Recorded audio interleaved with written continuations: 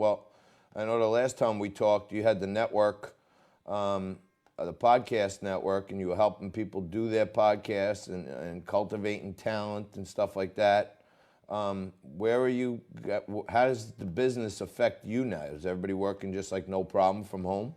Well, it was crazy because we found out on a Thursday when they said come Monday, 100% of non-essential businesses has to shut down. So I got my staff together, about 8 producers and a few of the other people that work for me.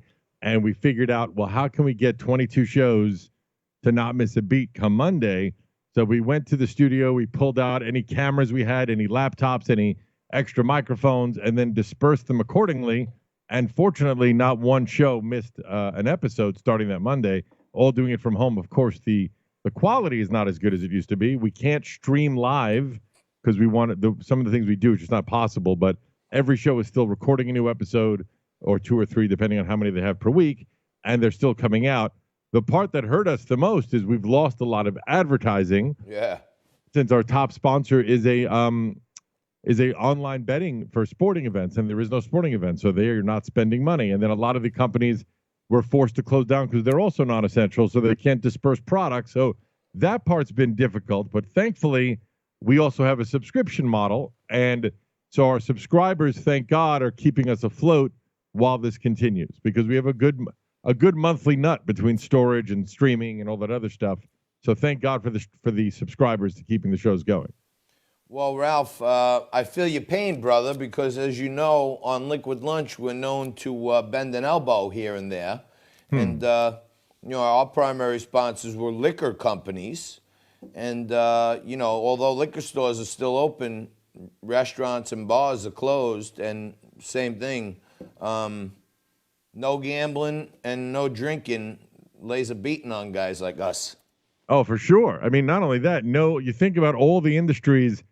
It's easy to think about the big guys like, oh, the concerts aren't happening. But then you got to drill down to, all the roadies, all the sound guys, all the people that are working the concession stands, the amount of people that affects every single aspect of a business.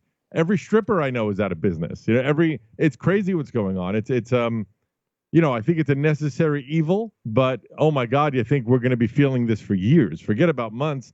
Once we reopen the society, however tenderly we do, we're talking years before it starts to feel normal. And I know already most of my friends in the music industry have told me, don't expect concerts to come back till 2021. Yeah, who's gonna plan a whole concert with all kinds of bonds they gotta lay out, prepayments and deposits and everything else? And if there just happens to be a new outbreak or spike in that town, the whole thing is blown out. It's like, I think someone you're talking to is right on the money on that one, because I don't think many people are going to invest big money into setting up tours until 2021, and we know we get past this next fall season. Yes, but hopefully some sort of vaccine or something. Yeah, well, I mean, I don't feel great about vaccines myself personally, but I guess that'll be everyone's individual choice. Mm-hmm. Agreed. So what are things people can gamble on right now, Ralph? What's funny? The best one you could do right now for you in this time of crisis, there's this website. It's called Weight Gamble or something. I forget the exact name of it, but you can just Google weight gambling. You can make a bet on how much weight you lose. So not only do you make more money, the more money you make, the more weight you lose. That kind of dynamic. You're challenging yourself to stay fit during this time of crisis. I would totally recommend people doing that. They're not even a sponsor. I just think it's a brilliant idea. So, I think I have a plan, right? Where, how they run these Super Bowl box pools? Mm-hmm. Ralph, where first quarter you go down and across, second quarter you go down and, you know what I mean? Yeah, of course. What if you took some, really accurate and reputable data point, right? And then took, a fourth of the day. So the Dow Jones Industrial Average is quoted down to 2 decimal points, right? Mm-hmm. So at 9 o'clock, whatever the opening print is, that's the first quarter. 9:30, that's the first quarter. It opened at 22,001.22. 2-2 wins. Oh, I get you. So you're doing it because it's to the finite. You can do it that way throughout the day. I like that idea. And then you do one at noon, and you do one on the close. You do 3 quarters, or you pick one more time. You do 4 quarters, or you do 2 halves. Yeah, I would be down for that. I'm in. If you're in, we just need a bunch of more people to do it.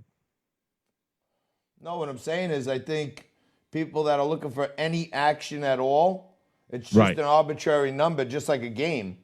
Yeah, there's others, like people are still gambling on things like the outcome of The Voice or any shows that are still in production that have already finished. They can still do that. We do stuff with our staff where we bet on things to challenge each other on various dumb events. We're on SDR. We're doing some very racy events live on the show to see who's gonna. I don't know how crass I can be on this, but to do something, 2 girls are gonna do something on camera to see who finishes first. And I think that's going to be a fun thing to bet on. Wow. So, say that again? Make sure you share that link with us. Oh, I'll share that link with you. That's for sure. That's our newest way to.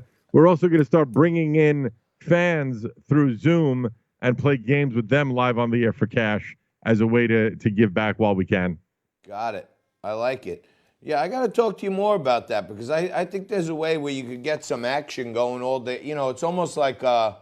It's almost like an old school lottery, right? Yeah, I agree with you. I think it's not a bad idea. I think that especially we could coordinate it with my sponsor that already does this. They already have the infrastructure. They could probably get it set up immediately. We put it out. The Ralph and Johnny the Ralph and Johnny market game. It's a game, right? You know what I mean? It's a game. I love that you gave me top billing.